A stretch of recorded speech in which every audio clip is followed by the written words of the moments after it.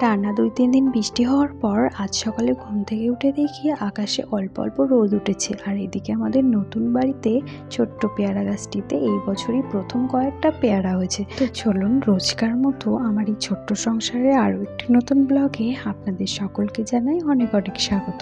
এইদিকে একজন খেলার সাথী পাওয়াতে সোনা বাবা স্কুলে যাওয়ার আগে একটু খেলতে বসে গেছিল, কারণ এমনিতে তো সেরকম খেলার সাথীও পায় না। দেখতে দেখতে সোনা বাবার স্কুলের টাইম হয়ে গেছে আর আমি তাই জন্য চলে এলাম সোনা বাবার টিফিন বানাতে। প্রত্যেক দিনই চেষ্টা করি একটু আলাদা আলাদা টিফিন দেওয়ার, কারণ এক ধরনের টিফিন খেতে বাচ্চাদের কখনোই ভালো লাগে না।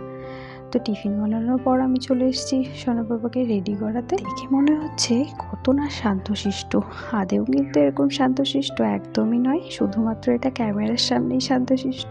স্কুলে যাওয়ার 1 ঘন্টা আগে থেকে যতক্ষণ না পর্যন্ত আমি ওকে গাড়িতে তুলে দেবো ততক্ষণ পর্যন্ত আমার ওর পিছনে চিল্লিয়ে যেতে হবে, দৌড়িয়ে যেতে হবে। আর এটা হয়তো প্রত্যেকটা মায়ের সঙ্গেই হয়, দুষ্টুমি আর দুষ্টুমি, কত দুষ্টুমি। দেখো আমি এদিকে রেডি করে বসিয়ে দিয়েছি, তো ওর জন্য আমি এদিকে খাবার বেড়ে দিয়েছি ঠান্ডা হতে, আর টিফিন তো রেডি হয়েই গেছে। এই স্কুলে যাওয়ার টাইমটুকু আসলে ঝড় আর কত স্পিডে যায়, ঝড়ের থেকেও বেশি স্পিডে মনে হয় মায়েদেরকে দৌড়াতে হয়। তো এতক্ষণ যেই ছেলেটা দুষ্টুমি করছিল, এই ছেলেটাকে দেখে কি সেই ছেলেটার সাথে কি মিল আছে একটুও? আমার তো মনে হয় না যে এতটুকুও মিল আছে ওই দুষ্টুমি করার ছেলেটার সাথে এই ছেলেটার। খাইয়ে দাইয়ে নিয়ে চলে এলাম রাস্তায়। সোনা বাবাকে গাড়িতে তুলে দিয়ে আসার পর আমি চলে এলাম আমার জায়ের রান্নাঘরে। ওদিকে ভাত বসিয়ে দিয়েছি, আর এই যে মাছগুলো ভাজা করে নিয়েছি, তো এই মাছগুলো দিয়েই মুখি কচুগুলো দিয়ে আমি মাছের ঝোল রান্না করব। তোমরা হয়তো অনেকেই ভাবছো যে আমি আমার রান্নাঘর ছেড়ে হঠাৎ করে আমার জায়ের রান্নাঘরে কেন এলাম। আসলে এসেছি তার একটা কারণ আছে, কারণ আমার শাশুড়ি মা আমার যা কেউই আজকে বাড়িতে ছিল না, তাই আমাকে বলে গেছিলো যে একসাথে যেন সবার জন্য রান্না করি। এদিকে বাইরে এসে দেখি আকাশটা তো একদম নীল হয়ে আছে, যেমন রোদ উঠেছে তেমন কিন্তু গরম পড়েছে। ওদিকে বাড়িতে মাছের ঝোল বসিয়ে আমি চলে এলাম একটু কচুর শাক তুলতে।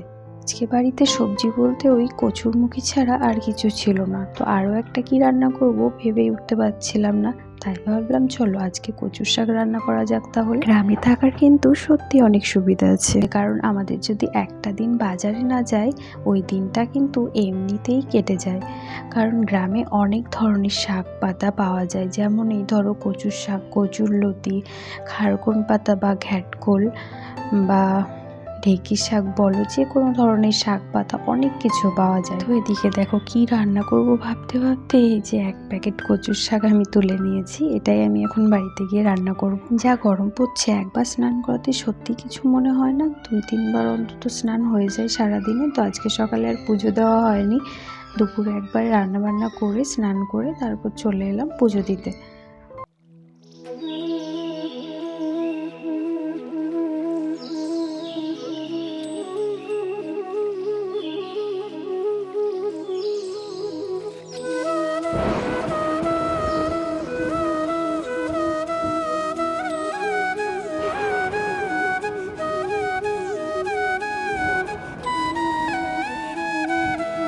রান্না করার পর আমি চলে গেছিলাম পুজো দিতে। এরপর তোমাদেরকে দেখানো হয়নি যে কী কী রান্না করেছি, তো তোমাদেরকে তো আমি আগেই বলে দিয়েছিলাম যে আজকে সেরকম কিছু ছিল না।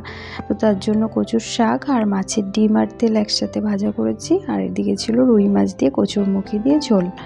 সকালে ঘুম থেকে উঠে দেখি কি সুন্দর রোদ ঝলমল করছে আকাশটা, আর দুপুর হতে না হতে এদিকে একচোট ঝড় বৃষ্টি কিন্তু হয়ে গেল, মানে ভালো রকমেরই ঝড় বৃষ্টি হয়েছিল। তো আমি ওয়েট করছিলাম রাস্তায় সোনা বাবা আসার জন্য। গাড়ির থেকে নেমে যদি বাড়ির কাউকে না দেখে তাহলে ওর মুডটাই খারাপ হয়ে যায়, বাড়িতে গিয়ে কান্নাকাটি শুরু করে দেয়, সেই কারণেই রাস্তায় এসে দাঁড়িয়ে থাকতে হয় একটু। আর আজকে সোনা বাবার স্কুলের গাড়িটা খারাপ হয়ে গেছিলো, সেই কারণে ওর ড্রাইভার কাকু ওকে টোটো দিয়ে বাড়িতে নিয়ে এসেছিলো এবং স্কুলে যাওয়ার সময় টোটো দিয়ে নিয়ে গেছিলো।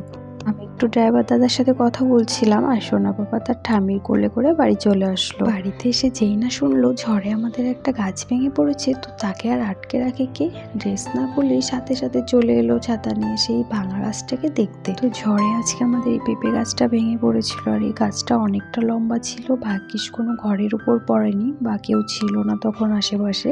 তো আজকের মতো ব্লগটা এখানেই শেষ করছি, দেখা হবে নেক্সট কোনো ব্লগে। ততক্ষণের জন্য সবাই ভালো থাকবেন, সুস্থ থাকবেন, আর অবশ্যই জানাতে ভুলবেন না আজকের ব্লগটি আপনাদের কেমন লাগলো। সবাইকে টাটা।